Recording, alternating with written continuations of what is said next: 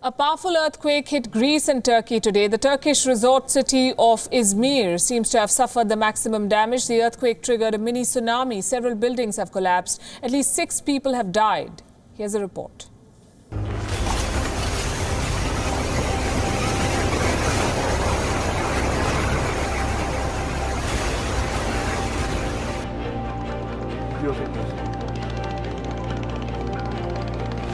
Apartman gitti ya.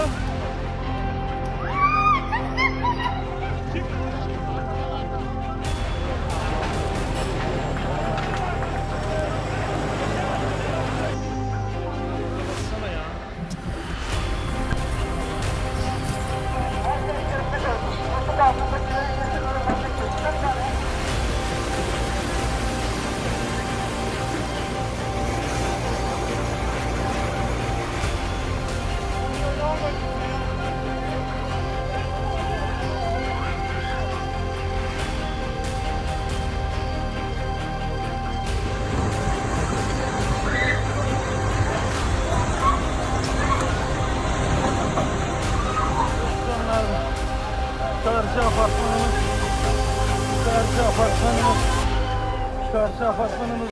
Thank you for watching Gravitas on WION's YouTube channel. If you want to stay up to date with what's happening around the world, then subscribe to our channel and don't forget to like and share. Thank you very much for watching WION. World is One.